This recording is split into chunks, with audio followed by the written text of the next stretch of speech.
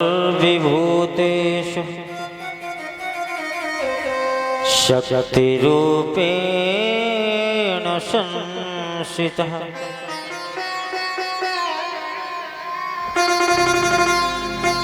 नमस्तस्यै नमस्तस्यै नमस्तस्यै नमो नमः।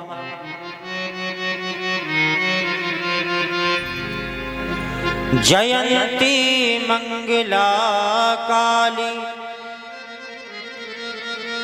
भद्रकाली कपालिनी दुर्गा क्षमा शिवा धात्री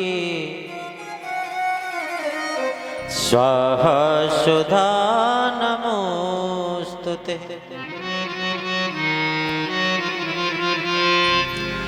अखंड मंडलाकारं व्याप्तमेन चराचरं तत्पदं दर्शितं मेन तस्मै श्री गुरवे नमः।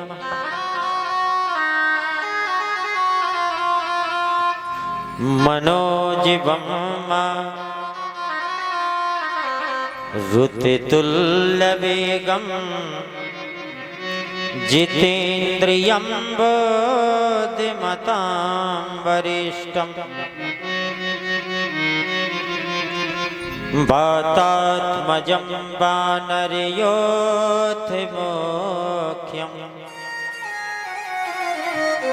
श्रीरामदूतं शरणं प्रपद्ये। निश्चय प्रेम प्रतीत ते विनय करे सन्मान तिनके कारज सकल शुभ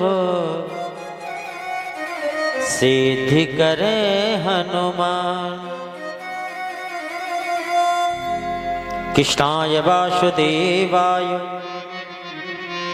हरहि परमात्मने पृथक्क्लेशनाशाय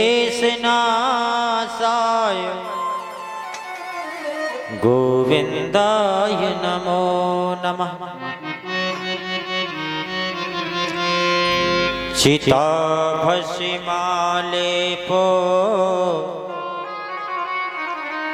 गरलमशनं दिक्पटधरो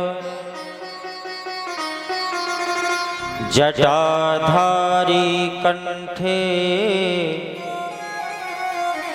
भुजगिहारी पशुपति कपाली भूतेशो भजत जगदीश के पदवी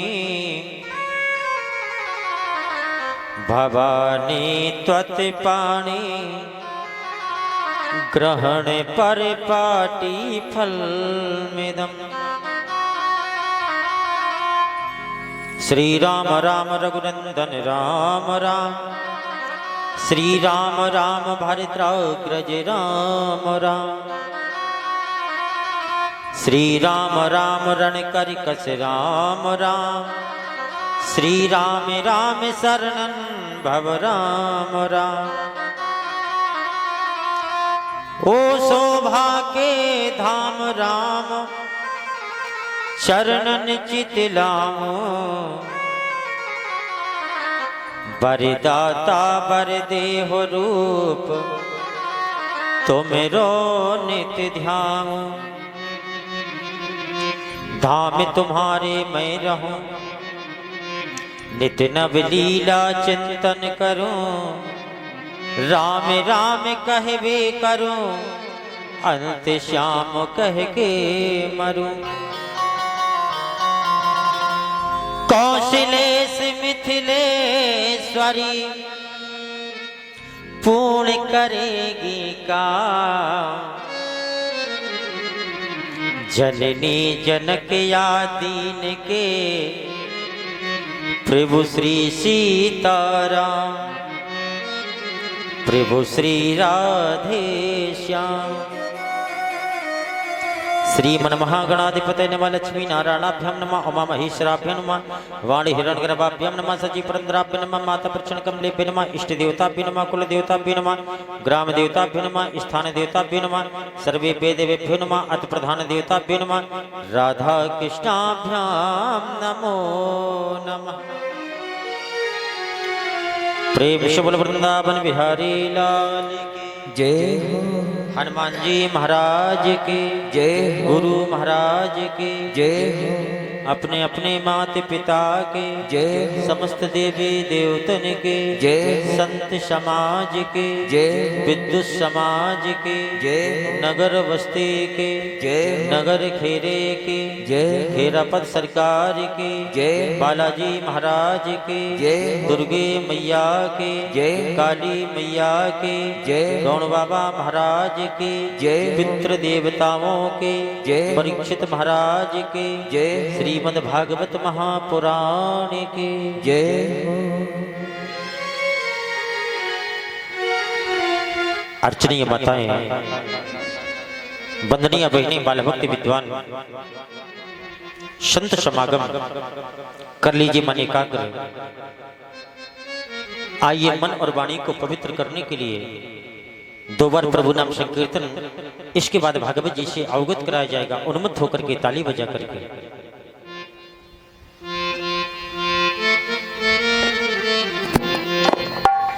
मस्ती के साथ, भाव के साथ 2 बार भगवान का नाम लें।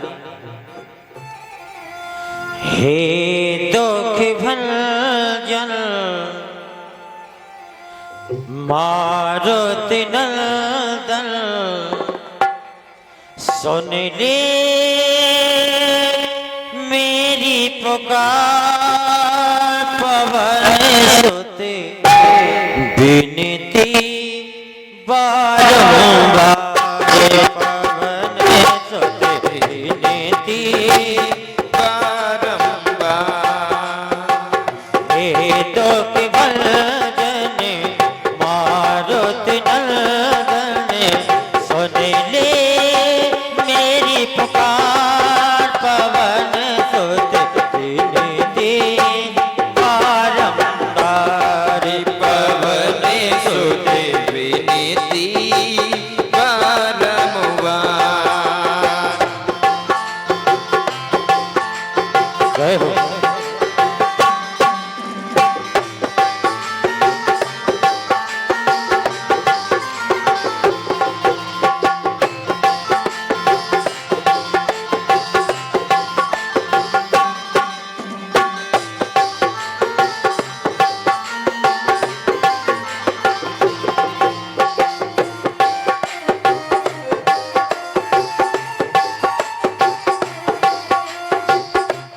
अष्ट सिद्धि नवो निधि के दाता, अष्ट सिद्धि नवो निधि के दाता, अष्ट सिद्धि नवो निधि के दाता, अष्ट सिद्धि नवो निधि के दाता।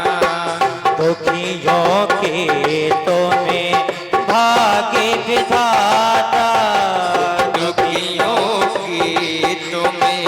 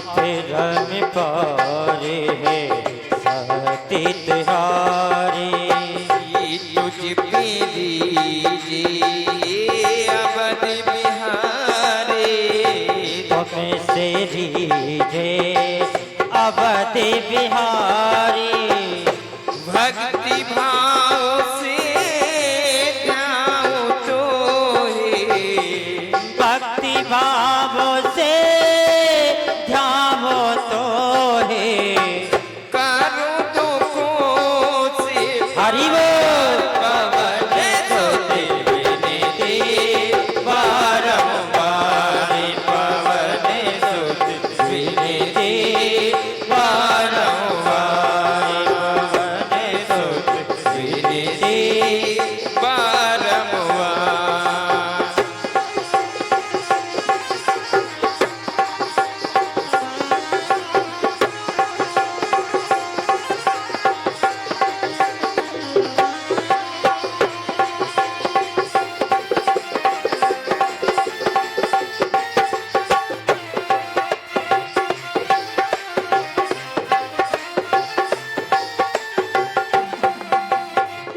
जपू निरंतरे नाम तिहारा जपो निरंतरे नाम तिहारा अभी नहीं छोड़ू तेरा द्वारा अभी नहीं छोड़ो तेरा द्वारा राम भक्ति मोहे शरण मिलीजे राम भक्ति मोहे शरण मिलीजे कर भरोसा करे पार पवन सोते विनती बारंबार पवन सोते विनती बारंबार पवन सोते विनती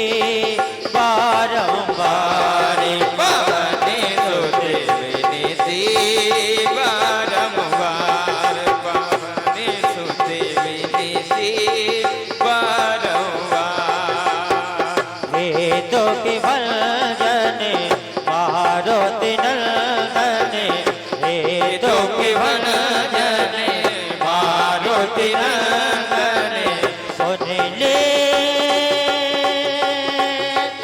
मेरी पुकार पवन सुत विनती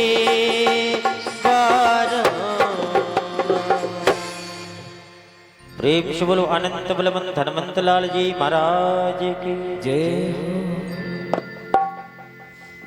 आइए कल सायंकाल बेला में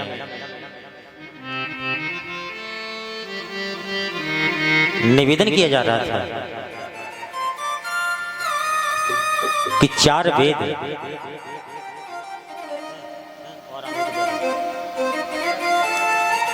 6 शास्त्र और 18 प्राणों का ज्ञाता व्यास असंतुष्ट मन से बैठा है सरस्वती नदी के किनारे। असंतुष्टि का कारण क्या है कि पुत्र पिता को छोड़कर के जंगल में चला गया। नहीं, क्योंकि भागवत जी में लिखा है कि अथितम सुखमासीनम उपासीनम बृहच्छप देवर्षि प्राहि विप्रर्षि वीणा पाणि स्तन्नव।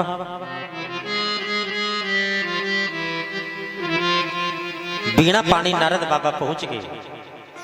देखा कि व्यास असंतुष्ट मन से विराजमान है। असंतुष्टि का कारण कि जिस समय श्री सुखदेव जी महाराज का जन्म हुआ उस समय पूज्य व्यासी महाराज महाभारत की रचना कर रहे थे। महाभारत जैसे पुराण का लेखन कर रहे थे। और महाभारत में क्या लिखा है, बस यही है, बोले कटे मरे गले सड़े, इतने मर गए, इतने कट गए, इतने तड़प रहे, बस यही है महाभारत में।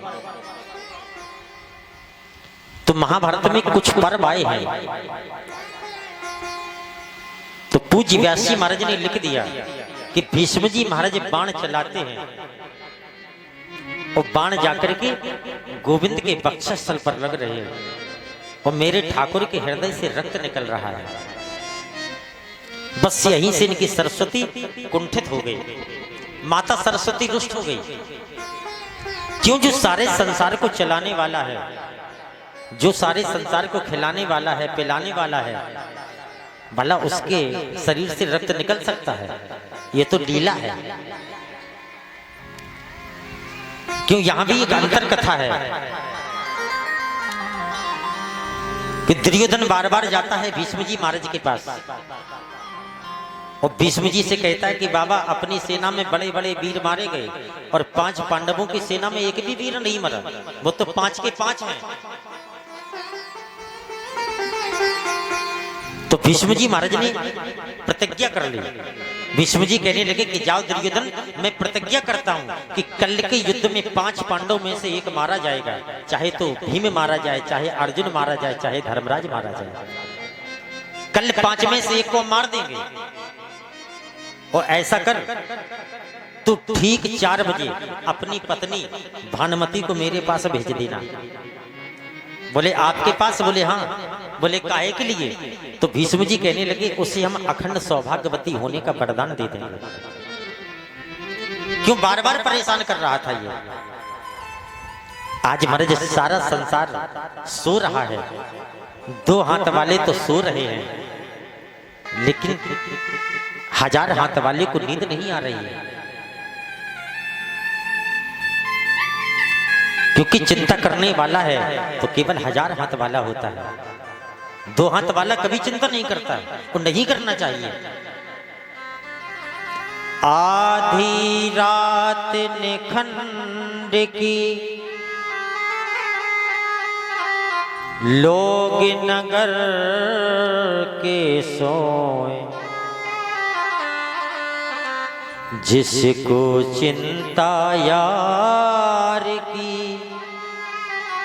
सो नींद कहां से हो। ठाकुर जी महाराज को चिंता थी, किसकी? बोले 5 पांडवों की और अपनी बुआ की चिंता थी।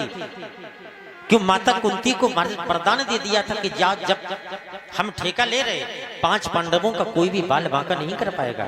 और ठेकेदारी का काम तो सबसे खराब होता है। क्यों? रोजंदारी में तो 8 घंटे ही काम करना है, और अगर ठेका सस्ता ले लिया तो फिर दिन भर लगे रहो। क्यों? भगवान ने ठेका ले लिया था। इसीलिए 5 पांडवों को महाराज कोई चिंता नहीं। चिंता करने वाला है तो केवल नारायण है। अचानक द्रौपदी की आंखें खुली तो द्रौपदी ने देखा कि मेरा भाई जाग रहा है। द्रौपदी कहने लगी, भैया अभी तक आपको नींद नहीं आई? गोविंद कहने लगे कि द्रौपदी, अगर आज हम सो गए तो जानती है कल के युद्ध में 5 पतियों में से तेरा एक पति मारा जाएगा, तू विधवा हो जाएगी। द्रौपदी घबराने लगी। द्रौपदी कहने लगी कि भैया कोई उपाय है? बोले उपाय तो सब है, अर्जुन भी आ गया। तो अर्जुन ने कहा कि केशव कोई उपाय है? बोले हाँ। बोले क्या उपाय है? बोले चले जाओ, दुर्योधन के पास में तेरा एक वरदान थाती के रूप में रखा है, आज उसका समय आ गया है। जाओ जाकर के दुर्योधन के वस्त्र और दुर्योधन का मुकुट मांग लेना, फिर हमारे पास आओ, हम बताएंगे तुम्हें करना क्या है। तो अर्जुन गया, दुर्योधन से मुकुट और वस्त्र लिए, दुर्योधन ने दे दिए, अर्जुन ने धारण किए। और ठाकुर जी कहने लगे चले जाओ भीष्म जी, अंधियारी रात्रि है, एकांत बैठे, मुकुट दुर्योधन का लगा करके जाएगा तो भीष्म जी पहचान नहीं पाएंगे। वो जाकर के चरणों में मस्तक रख देना, और भीष्म जी कहें कि तू क्यों आया, तो कह देना कि बाबा आपने जो प्रतिज्ञा की है वो कल के युद्ध में 5 में से अगर एक को भी मार दिया तो सारा संसार आपसे ये कहेगा कि आपने जरासी रियासत के पीछे, जमीन जायदाद के पीछे अपने नातियों का वध कर दिया, तो आपको ये कलंक लग जाएगा। अर्जुन गया, अर्जुन ने प्रणाम किया, तो भीष्म जी ने जैसे ही नेत्र खोले तो क्या देख रहे, मुकुट तो दुर्योधन का है। तो भीष्म जी कहने लगे दुर्योधन तू क्यों आया, हमने तो ये कहा था कि अपनी पत्नी भानुमति को भेज देना। तो अर्जुन ने विचार किया कि चलो पहचान नहीं पाए। अर्जुन कहने लगा कि बाबा जब से आपने प्रतिज्ञा की है तब से मेरा मन नहीं लग रहा है कि कल के युद्ध में 5 पांडवों में से किसी एक को भी मार दिया तो आपके दाग लग जाएगा। भीष्म जी ने विचार किया कि आज दुर्योधन की बुद्धि बिल्कुल बदल गई, आज तो ये बहुत अच्छी बात कर रहा है। बोले बेटा तो क्या करें, तो अर्जुन ने कह दिया कि वो बाण हमें दे दो, कल के युद्ध में हम चला देंगे और 5 में से एक मारा जाएगा और तुम्हारी प्रतिज्ञा भी पूर्ण हो जाएगी और आपको कोई पाप भी नहीं लगेगा। सो बाण उठाए और अर्जुन को दे दिए। अर्जुन बाणों को लेकर के केशव के पास आया और कहने लगा कि गोविंद अब क्या करना है। कन्हैया ने कहा तुम्हारा काम खत्म, अब नंबर है हमारी बहन का। बोले अच्छा, बोले हाँ।